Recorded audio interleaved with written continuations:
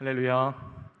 네, 수련회를 또 은혜 가운데 마치고 이렇게 하나님의 또 말씀을 또 중심에 두고 예배할 수 있게 하신 우리 하나님께 우리 먼저 박수로 이렇게 합하겠습니다. 네, 우리는 계속해서 하나님께서 우리들에게 주시는 이 약속의 시리즈로 말씀을 함께 나누고 있습니다. 오늘은 이 아브라함의 지난 시간에 이어서 이 아브라함의 하나님께서 허락하신 귀한 이 약속들을 한번 더 깊이 살펴보면서 말씀을 이어가고자 합니다. 아주 유명한 강연자로 알려져 있는 크리스찬 생물학자 최재천 교수님이라는 분이 있습니다. 이분의 책 다르면 다를수록이라고 하는 책이 있는데 여기에 보면 우리의 관계에 대한 아주 깊은 통찰이 나와 있습니다. 우리 지구상의 생명체 중에서 가장 성공적으로 번성한 그런 두 종류의 부류가 있습니다. 그 중에 하나는 곤충입니다. 여러분, 지구상의 모든 곤충들의 숫자를 합치면 몇 마리나 될까요?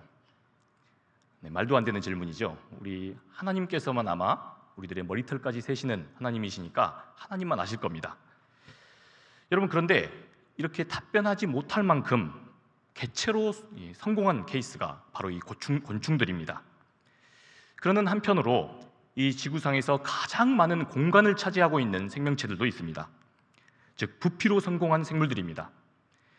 이들은 우리 지구를 초록빛으로 물들고 있는 이 꽃과 나무 그리고 온갖 식물들입니다. 최혜천 박사님은 이들이 이처럼 이 지구상에서 성공할 수 있었던 그 까닭, 생육하고 번성할 수 있었던 까닭이 이들이 생존하는 데 있어서 공생이라고 하는 방법을 택했기 때문이라고 이야기합니다. 꽃과 나무는 번식을 위해서 이 벌과 나비와 새를 불러 모읍니다. 그리고는 자신의 그 열매, 꿀을 선물함으로 인해서 번성을 하게 됩니다. 반면에 이 열매나 또 꿀을 받은 이 벌과 나비들은 어떻게 합니까? 이 식물들이 제공하는 이 꿀과 열매들로 생존을 합니다. 그러나 이들은 결코 얻어만 먹고 끝내질 않습니다. 배설로 이 씨앗을 멀리 옮겨서 심어주는가 하면 또 꽃의 수분을 도와주기도 합니다. 그러니까 이 최 교수님에 따르면 이들은 존재 그 자체가 환대를 지향한다는 겁니다. 우리가 머물고 있는 우리들의 방이나 또 집에 곤충 한 마리가 들어오게 되면 참으로 불편합니다. 얘네들을 빨리 창밖으로 내쫓아야만 안정이 된다, 안락하다고 생각합니다. 그러나 꽃과 나무 그리고 벌들과 이 새들을 늘 서로가 환대하는 삶을 삽니다. 심지어는 사람들이 이러한 꽃과 나무를 통해서 또 곤충들을 다양한 목적으로 사용하고자 자신들을 죽인다 할지라도 말없이 자기 자신을 내어줍니다. 그러니까 이들은 살아가면 살아갈수록 그리고 존재하면 존재할수록 누군가를 환대하게 되는 겁니다. 이처럼 환대하는 이들의 삶의 그 양식이 이들로 하여금 성공과 번영으로 생육하고 번성하게 했다는 겁니다. 그런데 오늘 우리는 이 하나님의 말씀 안에서 이러한 환대의 사람 한 사람을 만납니다. 오늘 우리는 환대의 삶을 최선을 다해 살아감으로 우리 하나님의 특별한 복을 누린 아브라함의 이야기를 통해 귀한 말씀의 교훈을 나누고자 합니다. 지난 시간 우리가 살펴보았듯이 아브라함은 하나님의 그 약속의 말씀을 붙들고 떠났습니다. 갈대아 우르를 떠나서 자신의 모든 그 삶의 기반을 버렸습니다. 그리고 믿음의 모험을 감행합니다. 그런데 우리는 이러한 아브라함의 이 일대기를 보면서 한 가지 의문점이 듭니다. 왜 우리 하나님께서는 수많은 사람들 중에서 이 아브라함을 특별히 택해서 당신의 그 나라를 이루게 하시는가? 우리가 이것을 한번 살펴보기 위해서 이 앞에 본문 말씀을 한번 보고자 합니다. 창세기 18장 1절에서부터 2절 말씀 보겠습니다. 여호와께서 마므레에 상수리 나무들이 있는 곳에서 아브라함에게 나타나시니라. 날이 뜨거울 때에 그가 장막문에 앉아 있다가 눈을 들어본즉 사람 셋이 맞은편에 서 있는지라. 말씀을 보니까 여호와 하나님께서 이 세 명의 사람의 모습으로 나타나셨습니다. 아브라함은 하나님께서 지금 이 모습으로 이러한 사람의 모습으로 나타나셨다는 것을 지금 알지 못하는 상황입니다. 그러니 그에게는 아마도 요즘 우리 이 뜨거운 청주의 날씨처럼 아주 뜨거운 날에 그저 지나가던 나그네 3명이 이 자신의 장막 앞에서 도움을 구하며 서 있는 모습으로 그렇게 아마 보았을 것입니다. 이를 본 아브라함이 과연 어떻게 행동을 했는가 한번 살펴봅시다. 2절부터 한번 보겠습니다. 그가 그들을 보자 곧 장막문에서 달려나가 영접하며 몸을 땅에 굽혀 이르되 내 주여 내가 주께 은혜를 입었사오면 원하건대 종을 떠나 지나가지 마시옵고 물을 조금 가져오게 하사 당신들의 발을 씻으시고 나무 아래에서 쉬소서. 내가 떡을 조금 가져오리니 당신들에게 마음을 상쾌하게 하신 후에 지나가소서. 당신들이 종에게 오셨음이니이다. 그들이 이르되 내 말대로 그리하라. 아멘. 아브라함은 자신의 집에 찾아온 이 손님들, 이 나그네들에게 다짜고짜 몸을 굽혀서 영접합니다. 그리고는 누구인지 그 신원도 확인되지 않은 이 외부 손님들에게 극진한 존대로 대합니다. 게다가 그는 그것도 모자라서 이들에게 발 씻을 물 그리고 그늘을 제공합니다. 우리 사회는 보통 이 밖에 나갔다가 오면 손을 씻는 게 일반적입니다. 그러나 이 팔레스타인 지역은 건조하고 메마른 먼지가 많은 그런 땅입니다. 이런 곳에서 이들은 이 샌들류의 신발을 신습니다. 그러니 낯선 이의 집에 초대가 되면 이들에게 먼저 발 씻을 물을 제공합니다. 그런데 한 가지 중요한 사실은 이들에게 발 씻을 물을 제공하는 사람들은 대개 그 집의 하인들이 보통이었습니다. 그런데 이 발 씻을 물, 자신이 직접 그것을 종처럼 낮추면서 이 손님들을 대하며 그들에게 물을 제공한 것이 오늘 본문의 지금 정황입니다. 그리고는 그가 어떻게 이 사람들을 대접했는지가 계속해서 이어집니다. 6절에서 8절 말씀을 함께 보겠습니다. 아브라함이 급히 장막으로 가서 사라에게 이르되 속히 고운 가루 세 스아를 가져다가 반죽하여 떡을 만들라 하고 아브라함이 또 가축대 있는 곳으로 달려가서 기름지고 좋은 송아지를 잡아 하인에게 주니 그가 급히 요리한지라. 아브라함이 엉긴 젖과 우유와 하인이 요리한 송아지를 가져다가 그들 앞에 차려놓고 나무 아래에 모셔 섬에 그들이 먹으니라. 아멘. 아브라함은 급히 아내 사라에게 지금 떡을 만들어주라 라고 부탁합니다. 여기서 이 떡을 만들 때 쓴 이 고운 가루라고 번역된 히브리어 단어는 두 종류의 곡물을 섞었다는 것을 의미합니다. 그러니까 지금 아브라함은 자기 집에 찾아온 손님을 대접하려고, 여기는 떡이라 되어 있지만 우리가 주 식량을 생각한다면 흰 쌀밥을 지은 게 아닙니다. 이 낯선 손님들의 건강까지 고려하여서 잡곡밥을 지어서 대접을 한 겁니다. 게다가 이렇게 떡을 만들고자 사용했던 그 가루의 양이 자그마치 3스아였습니다. 이 3스아는 약 800리터 정도입니다. 8리터 정도입니다. 여러분, 이 정도의 양으로 떡을 만들면 약 떡 400개 정도를 만들 수 있는 양이라고 합니다. 여러분, 낯선 손님들을 대접하겠다고 동네 사람들 모두가 잔치를 열 만한 떡을 만든 겁니다. 뿐만 아닙니다. 아브라함은 이 낯선 손님들을 대접하고자 자신의 집에 송아지를 잡았습니다. 우리 교회에도 우리 귀동이, 부모님께서 소를 키우시는 우리 귀동이 김영길 목사님이 계십니다. 그런데 소는 우리나라에서도 또한 이 팔레스타인 지역의 사람들에게서도 그 집의 가장 소중한 재산이자 또한 가족입니다. 여러분, 그런데 먹다 남은 소고기를 대접한 것도 아니고 일부러 이 낯선 손님들을 위해서 그 소를 잡습니다. 그것도 모자라 그는 그 음식을 차려놓고 나서 그 손님들 곁에 서서 자신은 시종을 듭니다. 어쩌면 시험을 하셨던 우리 하나님께서도 굉장히 당혹스러우셨을지 모릅니다. 대체 아브라함은 왜 이토록 도에 넘치도록 자신의 집에 찾아온 낯선 손님들을 접대를 한 것일까? 마치 하나님께서 아브라함에게 찾아오셨다는 것을 아브라함이 진즉에 눈치를 채서 그렇게 대했던 걸까? 그런데 우리가 아무리 본문을 깊이 묵상해 보아도 정황상 그러한 단서는 찾아볼 수가 없습니다. 그래서 우리가 한번 고려해 볼 수 있는 그러한 묵상의 포인트가 바로 당시의 관습과 문화였습니다. 아브라함이 본래 살았던 그 갈대아 우르의 땅은 메소포타미아 지역의 문명입니다. 두 개의 큰 강이 매년 풍요로운 농산물을 허락하는 그러한 땅입니다. 그런데 아브라함이 이 약속의 말씀을 쫓아서 하나님을 따라간 그곳은 팔레스타인 산지였습니다. 이것은 지형이 아주 험악합니다. 또한 메마르고 건조한 땅입니다. 낮에는 견딜 수 없는 태양빛이 내려쬐고 또한 밤이 되면 건조한 까닭에 온도가 삽시간에 확 떨어집니다.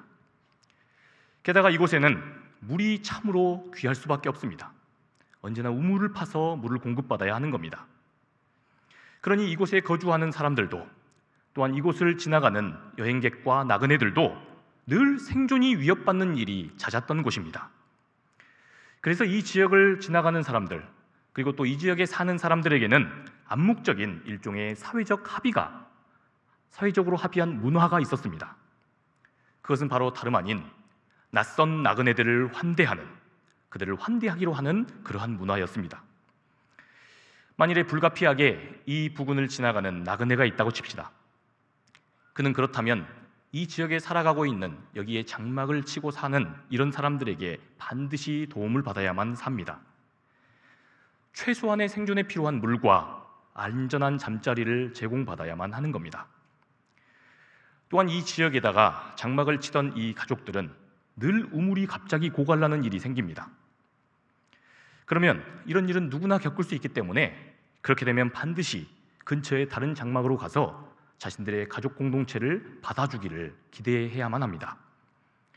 여러분, 우리는 훗날 이삭의 가족들이 생계를 위해서 이 우물을 파며 헤맸다는 사실을 잘 알고 있습니다. 그만큼 이곳에서는 이 환대라고 하는 이 문화가 어느 누구에게나 찾아올 수 있는 그러한 위협으로부터 나와 우리 가족을 지켜주는 아주 소중한 그런 문화였던 겁니다. 하나님의 약속을 쫓아서 이 동네에 정착한 아브라함입니다. 그는 이러한 이 정착한 동네에 그러한 환대의 그 미덕, 환대의 이러한 문화를 아주 누구보다도 귀하게 여겼던 것으로 보입니다.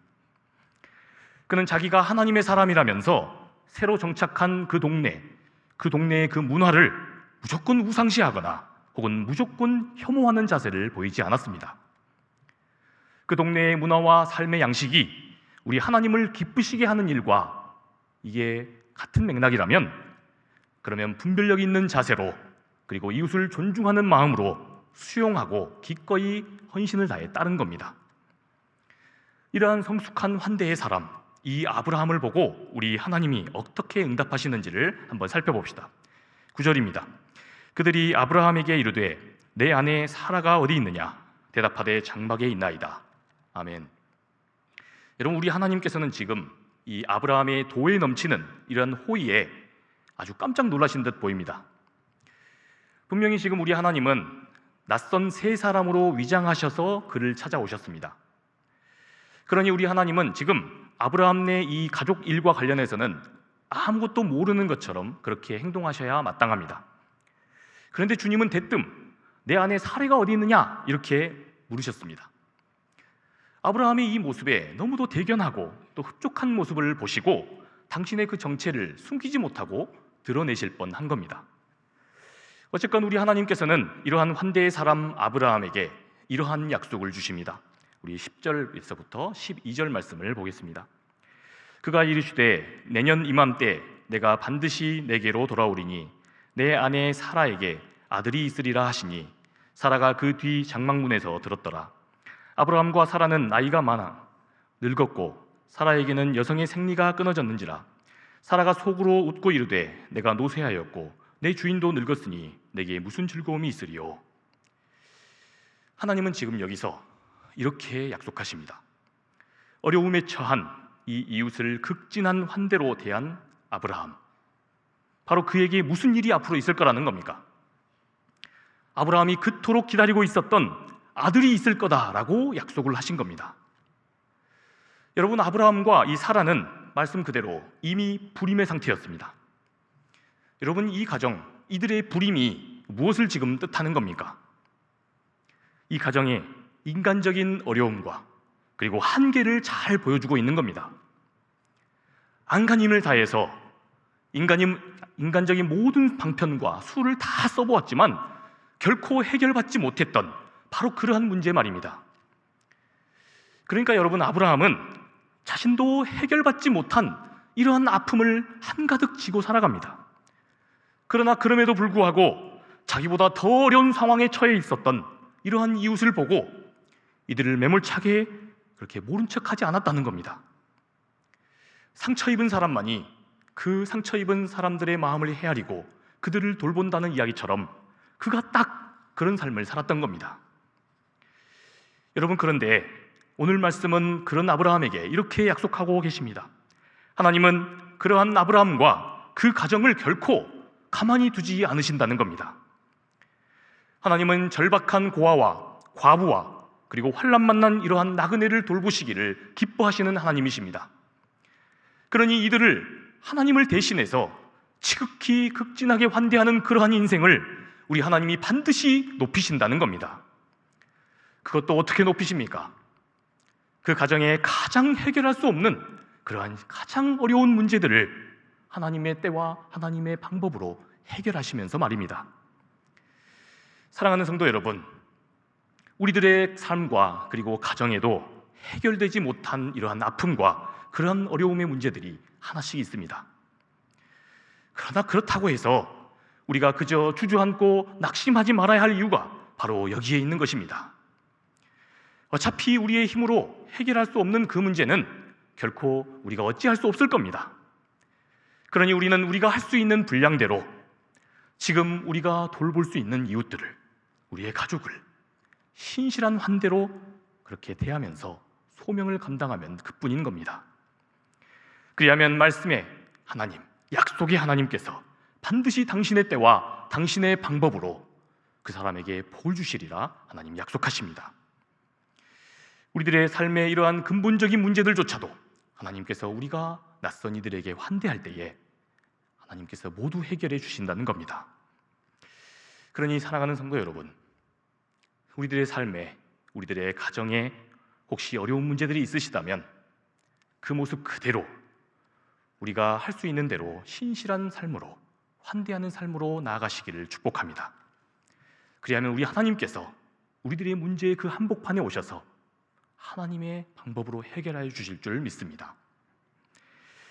이제 시원한 이 그늘에서 극진한 대접을 받았던 이 손님들이 다시 목적지를 향해서 떠나려고 채비하게 됩니다. 오늘 말씀 16절을 한번 함께 읽어보겠습니다. 그 사람들이 거기서 일어나서 소돔으로 향하고 아브라함은 그들을 전송하러 함께 나가니라. 아멘. 여러분, 아무리 이 본문을 묵상해 보아도 아브라함은 정말 너무 지나칠 정도로 상대를 환대하고 있습니다. 너무 지나칠 정도로 신실합니다. 그의 환대는 손님들이 떠나는 그 마지막 순간까지도 신실합니다. 굳이 그렇게까지 하지 않아도 될 것을 그들을 배웅까지 하면서 따라 나갑니다. 이러한 아브라함에게 우리 하나님께서 무엇이라고 약속하시는지 우리 함께 17절과 18절 말씀을 살펴보겠습니다. 여호와께서 이르시되 내가 하려는 것을 아브라함에게 숨기겠느냐? 아브라함은 강대한 나라가 되고 천하 만민은 그로 말미암아 복을 받게 될 것 아니냐? 아멘. 내가 하려는 일을 어찌 아브라함에게 숨기겠느냐? 당신의 그 뜻과 당신의 그 생각을, 당신의 그 역사하심의 계획을 아브라함에게 더 이상 숨길 수 없다라고 말씀하십니다. 여러분, 우리가 우리 하나님께 들을 수 있는 가장 큰 칭찬, 여러분, 이보다 더 큰 칭찬이 어디 있겠습니까? 환난당한 이웃을 극진한 환대로 대한 아브라함, 하나님께서 시키시지도 않은 일인데 그것을 꼭 지키지 않아도 되는데, 그렇게까지 그를 섬기지 않아도 되는데 마치 우리 주님을 대하듯이 어려운 이웃을 신실하게 대하는 이 아브라함, 하나님이 보시든지 그렇지 않든지 간에 이 이웃 대하기를 마치 주님 대하듯 하는 이러한 아브라함, 이런 사람에게 우리 주님께서는 당신의 일, 당신의 그 놀라운 계획을 숨기지 않으시고 그에게 믿고 맡기시며 그렇게 그를 통하여 영광 받기를 기대하신다는 것입니다. 사랑하는 성도 여러분, 우리 하나님께서 기뻐하시는 성도가 바로 이와 같습니다. 멋진 가구나 아름다운 예술 작품을 만드는 그러한 좋은 제목으로 쓰이는 나무들은 그 결의 어느 결을 잘라보아도 그 무늬가 참으로 고르고 또한 아름답습니다. 마찬가지로 신실한 신앙인의 삶은 교회 안에서든지 그리고 교회 밖에서든지 늘 신실할 수밖에 없습니다. 이런 사람은 하나님이 보시는 자리이든 아니면 보시지 않는 자리라 여기든지 간에, 아니면 상이 있든지 없든지 간에 나의 마땅한 소명처럼 여기며 그렇게 한결같은 환대와 존중으로 나아갑니다.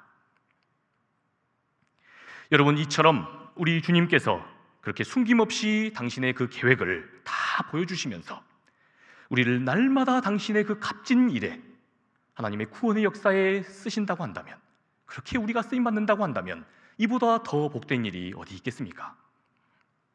그러므로 사랑하는 여러분, 우리들이 일상에서 만나는 그 누구이든지 간에 우리 주님을 대하시듯 환대하는 인생 되기를 축복합니다.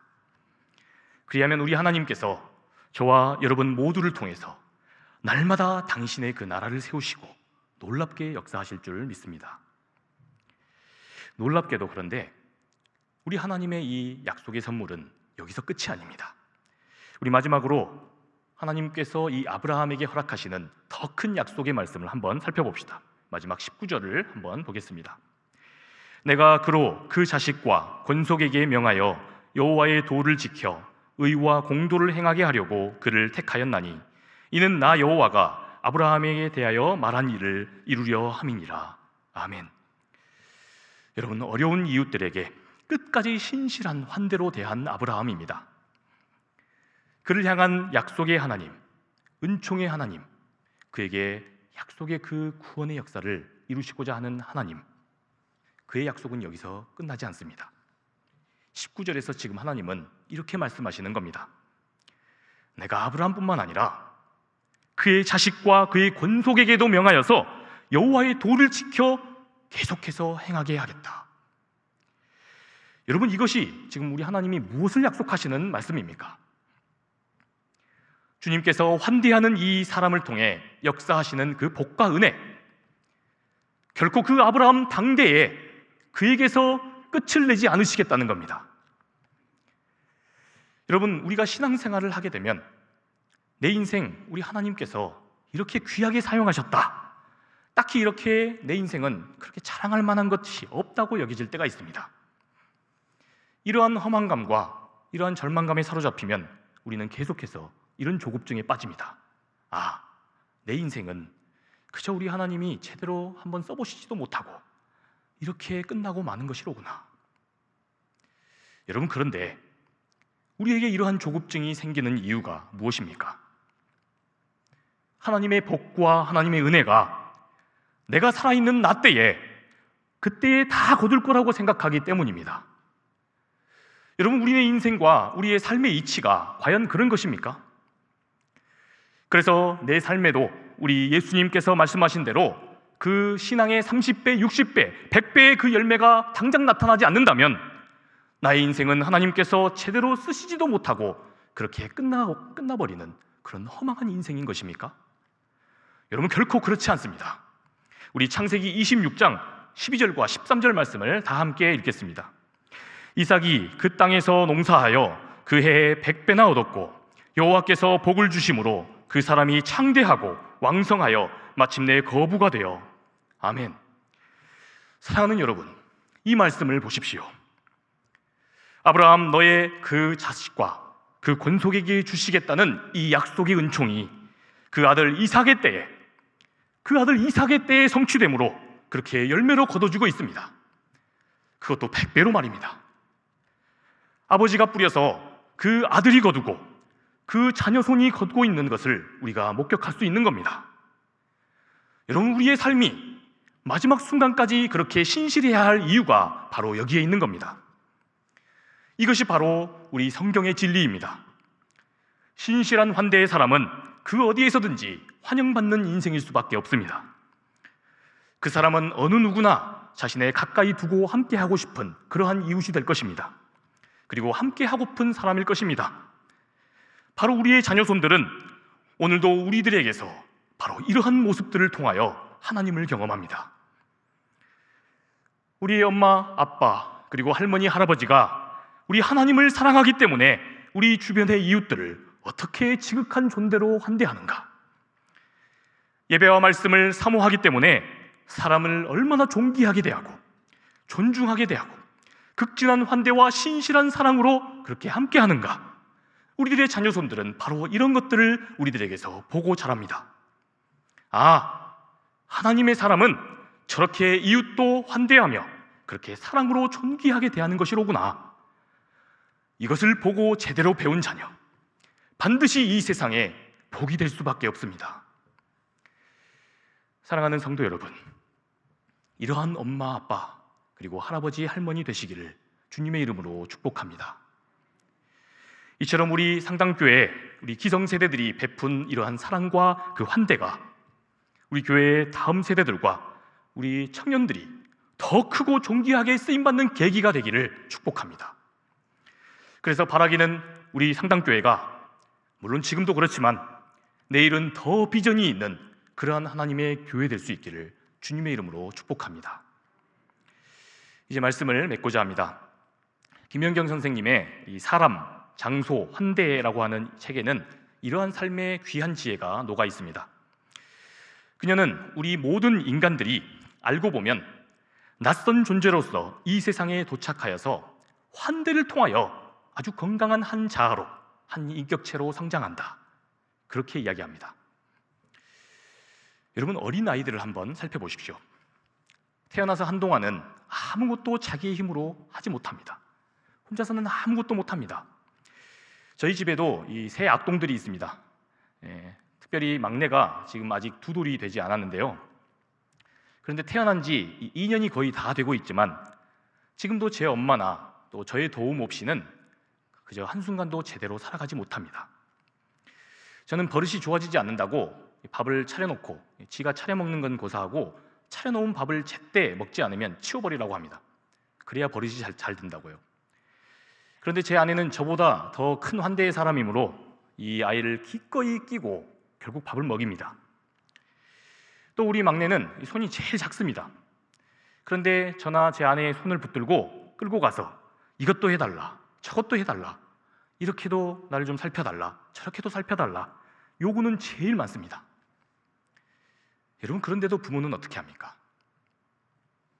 이 아이를 조건 없이 날마다 환대합니다. 지극정성으로 환대합니다. 여러분, 이처럼 우리는 모두 알고 보면 이미 이러한 수많은 세상 사람들의 그런 아름다운 환대를 통하여서 지금 여기에 온전한 한 자아로 그렇게 건강한 인격체로 서 있는 것입니다. 사랑하는 성도 여러분, 이러한 말씀의 그 진리를 붙들고 이러한 말씀의 눈으로 한번 세상을 바라봅시다. 지금 우리는 아주 깊은 이 코로나의 터널 속을 지나고 있습니다. 그야말로 몸과 마음의 그 살갗이 다 벗겨진 듯한 그런 환난 만난 나그네처럼 이 세상을 살아가고 있는 겁니다. 그렇다면 바로 지금이야말로 우리 모두에게는 이러한 지극한 환대가, 조건 없는 환대가 필요한 상황인지 모릅니다. 바로 지금이야말로 저와 여러분을 통하여서 우리 하나님께서 환난 만난 손님으로 찾아오셔서 지극히 돌봄을 받고 그렇게 챙김을 받아야 하는 상황인지 모른다는 겁니다.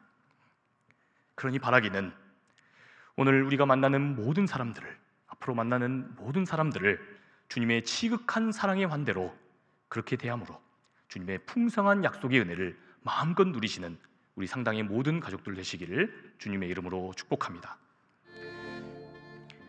하나님, 우리를 교회로 불러주시고 지금껏 하나님께서 허락하신 환대의 사람들을 통하여 반듯하게 이 자리에 세워주심을 감사합니다.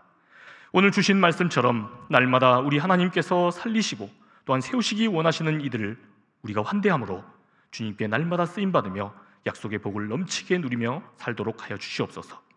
신실한 사랑의 사람으로 살아가는 동안에 주님께서 이러한 교회로 모인 우리들을 어떻게 높이시는지를 경험케 하여 주시옵소서.